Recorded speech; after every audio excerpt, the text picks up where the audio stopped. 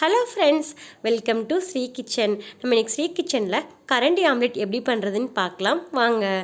அதுக்கு முன்னாடி நம்ம சேனலை நீங்கள் இப்போ தான் ஃபஸ்ட் டைம் பார்க்குறீங்கன்னா மறக்காமல் சேனலை சப்ஸ்கிரைப் பண்ணிவிடுங்க. அப்படியே பக்கத்தில் இருக்க பெல் ஐக்கானை கிளிக் பண்ணி அதில் ஆல் அப்படிங்கிற ஆப்ஷனை கிளிக் பண்ணிவிடுங்க.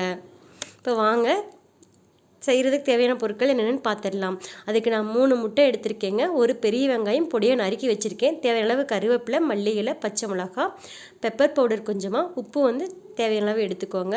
இப்போ நான் ஒரு மிக்சிங் பவுலில் எடுத்து வச்சுருக்க முட்டை எல்லாத்தையுமே உடச்சி அதில் சேர்த்துக்கிறேங்க. இப்போ அதில் தேவையான அளவுக்கு உப்பு சேர்த்துக்கலாம். மிளகுத்தூள் சேர்த்துக்கலாம். பச்சை மிளகா வந்துங்க உங்களோட ஆப்ஷனல் தான். நீங்கள் குழந்தைங்க சாப்பிட்றாங்க அப்படின்னா பச்சை மிளகா நீங்கள் சேர்க்க வேண்டாம். வெறும் மிளகுத்தூள் மட்டும் சேர்த்தா போதும். இப்போ இதில் வந்து நான் வெங்காயம் ஆட் பண்ணியிருக்கேன். அடுத்து மல்லி இலையும் கருவேப்பிலையும் சேர்த்துக்கிறேன்.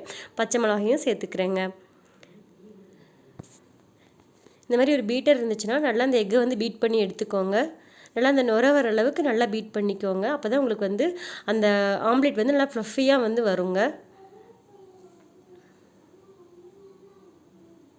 இப்போ நம்ம கரண்டி ஆம்லேட் பண்ணுறதுக்கு நம்ம வீட்டில் தாளிப்பு கரண்டி வச்சுருப்போம் இல்லைங்களா, அந்த தாளிப்பு கரண்டியில் தான் அந்த பண்ண போகிறோம். உங்கள்கிட்ட தாளிப்பு கரண்டி இல்லை அப்படின்னா குழிக்கரண்டியே பெரிய கரண்டியாக இருந்துச்சுன்னா அதை கூட நீங்கள் யூஸ் பண்ணிக்கோங்க.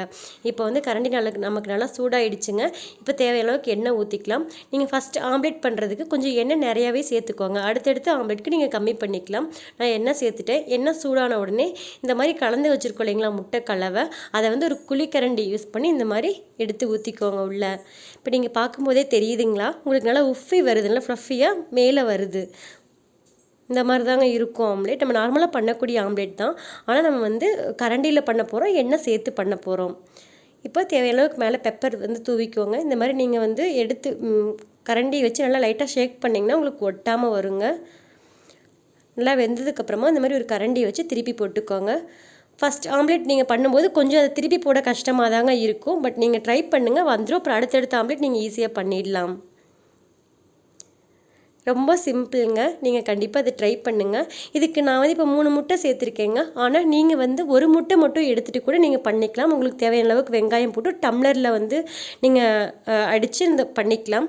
இப்போ நான் வந்து 3 முட்டை ஏன் எடுத்திருக்கேன்னா, இந்த கரண்டி ஆம்லேட் வச்சு சூப்பரான ஒரு எக் கறி பண்ணலாங்க. அந்த ரெசிபி தான் நான் பண்ண போகிறேன். அடுத்த வீடியோ கண்டிப்பாக அந்த எக் கறி தான் உங்களுக்கு போஸ்ட் பண்ண போகிறேன். அவ்வளோதாங்க. நம்ம இதை பவுலுக்கு மாற்றிக்கலாம். மிச்சம் இருக்க முட்டைங்களை இந்த மாதிரி இதே மாதிரி நம்ம ஊற்றிட்டு எடுத்துக்கலாம். இப்போ நான் இந்த 2வது ஆம்லேட்டுக்கு வந்து எண்ணெயும் சேர்க்கலைங்க. முதல்ல ஊற்றிருந்தேன் இல்லைங்களா எண்ணெய், அந்த எண்ணெய் கூடயே இதை போட்டு எடுத்துக்கிறேன். அப்படியே ஒரு ஸ்பூனை வச்சு திருப்பி விட்டுக்கோங்க. நம்மளுடைய சுவையான கரண்டி ஆம்லேட் தயாராகிடுச்சுங்க. உங்களுக்கு இந்த வீடியோ பிடிச்சிருந்துச்சுன்னா மறக்காமல் வீடியோவை லைக் பண்ணுங்கள். சேனலை மறக்காமல் சப்ஸ்கிரைப் பண்ணிவிட்டு அப்படியே பக்கத்தில் இருக்க பெல் ஐக்கானை கிளிக் பண்ணி அதில் ஆளுங்கிற ஆப்ஷனை கிளிக் பண்ணிடுங்க. இந்த வீடியோவை உங்கள் ஃப்ரெண்ட்ஸ் கூட ஷேர் பண்ணிக்கோங்க. தேங்க்ஸ் ஃபார் வாட்சிங் ஃப்ரெண்ட்ஸ்.